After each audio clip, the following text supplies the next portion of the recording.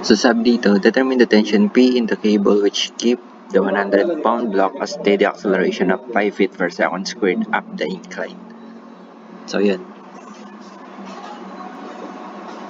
Meron tayong force P dito, di ba?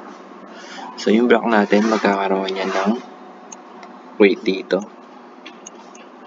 Magkakaroon din tayo ng force dito. Then magkakaroon din tayo ng weight force dito. So ito is 100 to. This 30 degrees to, di ba? So meron tayong 30. So ito is sine. Mg sine. Theta. Ito naman is cosine. Cosine of theta. So, if meron tayong force dito, meron tayong na humihila dito pataas, meron tayong friction na kukontra dyan. Friction force.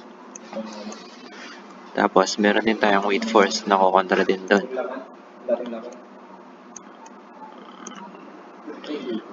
Weight force. So, weight. W sin theta. Sin theta. Ayan. So, dito naman, meron tayong cosine theta. So, dito naman sa part na to, meron tayong hihila dito. Yung component ng P natin, which is P cosine theta dito. So, ito is part siya ng normal force natin. Meron tayong P sine theta. So, dun muna tayo sa normal force natin. So, summation of forces tayo in y direction is equal to 0. Bakit 0? 0 yung acceleration natin sa y-axis. Hindi yan mag-accelerate pataas. Meron yung force P natin, meron lang siyang component sa y direction na magagamit natin para makuha yung normal force natin. So, meron tayong normal force which is nag-a-act siya pataas. Meron tayong normal force na pataas. Meron tayong ibang kulay. Ito kulay brown. Yan, meron tayong normal force dito na pataas.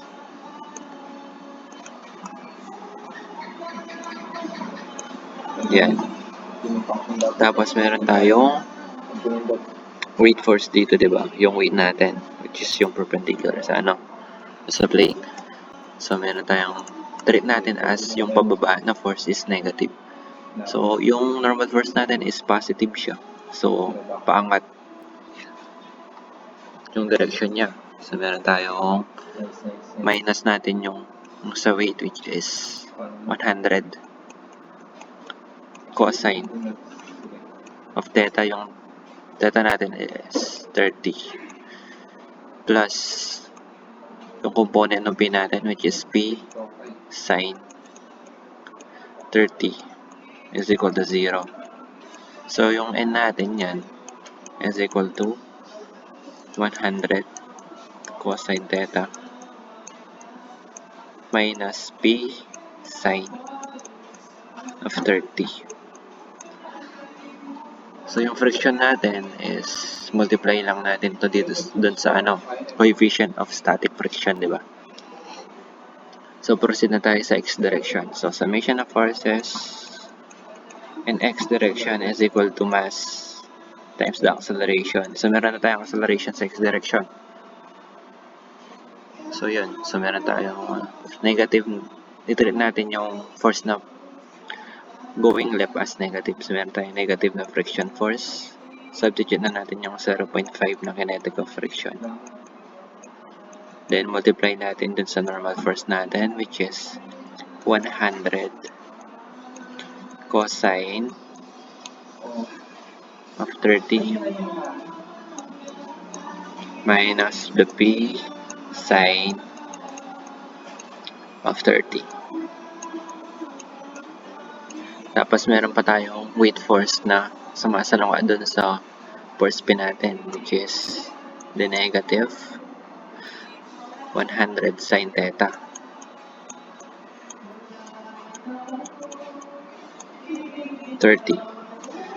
Tapos meron tayong force P, di ba?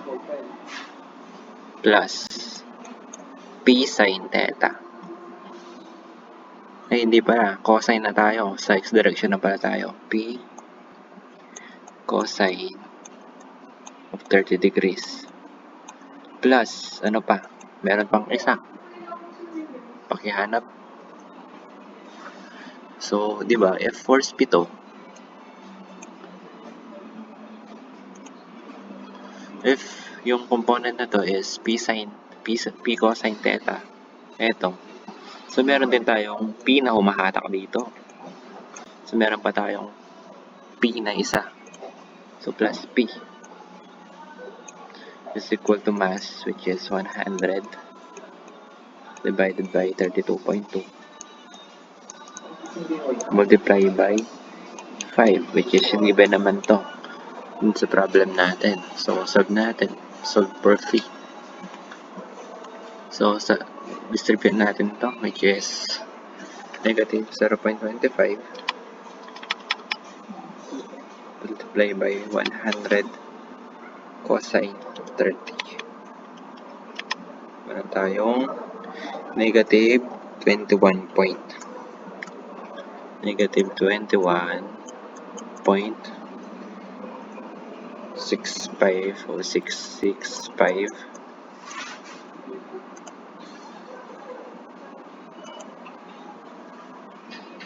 6506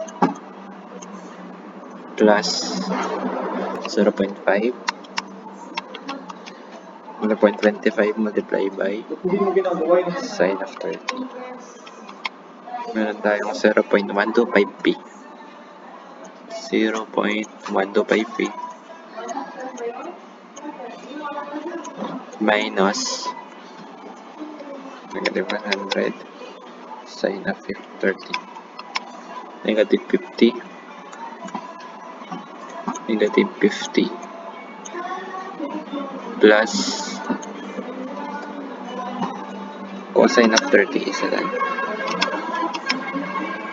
0.8660 p plus p is equal to 100 multiplied by 5 divided by 32.2. 15.5280.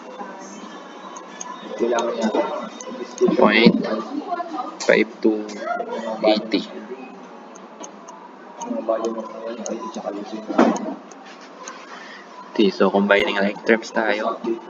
So combine muna natin yung mga may p. So 1 plus 0.8660 plus 0.125. Meron tayong 1.991p. Meron tayong 1.99.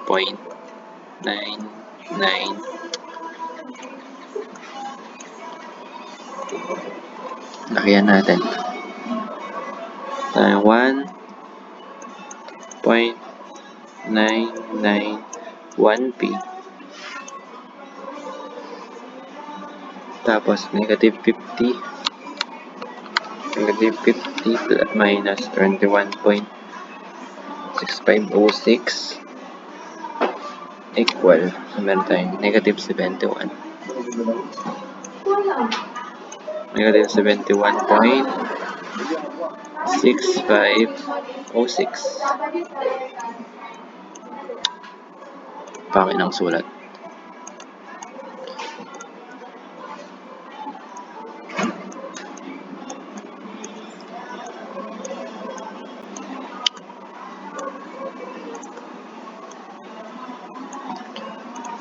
It's 506. 06 is equal to 15.5. Malayo masyado. 15.5.280. So, transpose natin. So, meron tayong 1.991p is equal to 71.6506 plus 15.5280 So, divide natin by 1.991. 0.991. 1.991. So, cancel to. Yung first spin natin is equal to tayong 71.506 plus 15.5280 over 1 point. Meron tayong 43.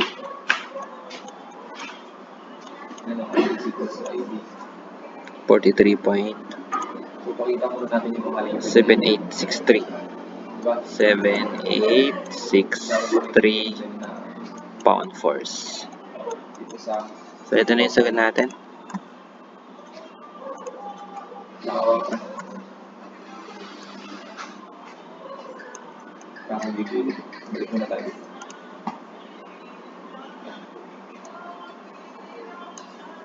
Yun.